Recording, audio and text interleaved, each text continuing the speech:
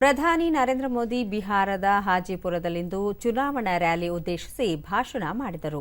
ಈ ಸಂದರ್ಭದಲ್ಲಿ ಪ್ರಧಾನಿ ಕೇಂದ್ರದಲ್ಲಿ ಮತ್ತೊಮ್ಮೆ ಸದೃಢ ಸರ್ಕಾರ ರಚನೆಯಾಗಲು ಹಾಗೂ ಅಭಿವೃದ್ಧಿಯ ಚಿಂತನೆಯುಳ್ಳ ಎನ್ಡಿಎ ಒಕ್ಕೂಟಕ್ಕೆ ಜನರು ಆಶೀರ್ವಾದ ಮಾಡಬೇಕು. ನಿಮ್ಮೆಲ್ಲರ ಆಶೀರ್ವಾದದಿಂದ ದೇಶದ ಅಭಿವೃದ್ಧಿಗಾಗಿ ಕೇಂದ್ರದಲ್ಲಿ ಎನ್ಡಿಎ ಸರ್ಕಾರ ರಚನೆಯಾಗುವುದು ನಿಶ್ಚಿತವಾಗಿದೆ ಎಂದರು. ಆರ್ಜೆಡಿ ಮತ್ತು ಕಾಂಗ್ರೆಸ್ ಆಡಳಿತದ ವೈಫಲ್ಯದಿಂದಾಗಿ ಬಿಹಾರ ರಾಜ್ಯದ ಅಭಿವೃದ್ಧಿ ಸಂಪೂರ್ಣ ಕುಂಠಿತವಾಗಿದೆ. ಜನರ ಬಡತನ ಹೆಚ್ಚಾಗಿದ್ದು ಅನೇಕ ಸಮಸ್ಯೆಗಳನ್ನು ಎದುರಿಸುತ್ತಿದ್ದಾರೆ.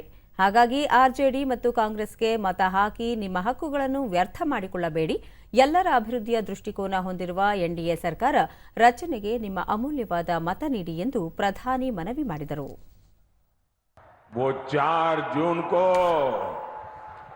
एक के बाद एक भाजपा एनडीए के विजय की ओर आगे बढ़ता जाएगा और चुनाव के परिणाम क्या कहेंगे?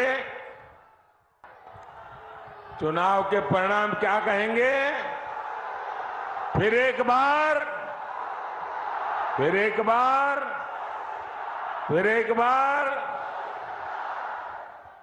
एनडीए को दिया आपका वोट केंद्र में मजबूत सरकार बनाएगा.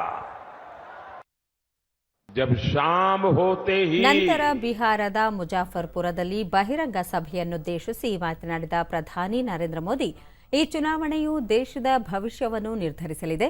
ದುರ್ಬಲ ಮತ್ತು ಅಸ್ಥಿರ ಕಾಂಗ್ರೆಸ್ ಸರ್ಕಾರವನ್ನು ದೇಶ ಬಯಸುವುದಿಲ್ಲ ಎಂದರು. ಕಾಂಗ್ರೆಸ್ ಆರ್ಜೆಡಿ ಮೈತ್ರಿಕೂಟ ವೋಟ್ ಬ್ಯಾಂಕ್ ತುಷ್ಟೀಕರಣದಲ್ಲಿ ನಿರತವಾಗಿದೆ. ಕರ್ನಾಟಕದಲ್ಲೂ ಇದೇ ರೀತಿ ಕಾಂಗ್ರೆಸ್ ಸರ್ಕಾರ ರಾತ್ರೋರಾತ್ರಿ ಎಲ್ಲ ಮುಸಲ್ಮಾನರನ್ನು ಹಿಂದುಳಿದ ವರ್ಗಗಳ ಪಟ್ಟಿಗೆ ಸೇರಿಸಿತು. ಇದರಿಂದ ಇತರ ಹಿಂದುಳಿದ ವರ್ಗಗಳ ಮೀಸಲಾತಿ ಮೊಟಕುಗೊಂಡಿತು. ತಮ್ಮ ಸರ್ಕಾರ ದಲಿತರು, ಹಿಂದುಳಿದ ವರ್ಗಗಳ ಮೀಸಲಾತಿಯನ್ನು ಕಿತ್ತುಕೊಳ್ಳಲು ಎಂದಿಗೂ ಅವಕಾಶ ನೀಡುವುದಿಲ್ಲ ಎಂದರು. ಬಿಹಾರದಲ್ಲಿ ಜನಜೀವನ ಸುಧಾರಣೆ, ಕಾನೂನು ಸುವ್ಯವಸ್ಥೆ, ಯುವಕರಿಗೆ ಹೊಸ ಅವಕಾಶಗಳಿಗೆ ಎನ್ಡಿಎ ಸರ್ಕಾರ ಎಲ್ಲ ರೀತಿಯಲ್ಲೂ ಕಾರ್ಯನಿರ್ವಹಿಸುತ್ತಿದೆ. ಈ ಹಿಂದೆ ರಾಜ್ಯದಲ್ಲಿ ದೊಡ್ಡ ಸಮಸ್ಯೆಯಾಗಿದ್ದ ನಕ್ಸಲ್ವಾದ ನಿಯಂತ್ರಣಕ್ಕೆ ಬಂದಿದೆ ಎಂದರು. अब नक्सलवाद प्रभावित जिले भी तेजी से कम हो रहे हैं.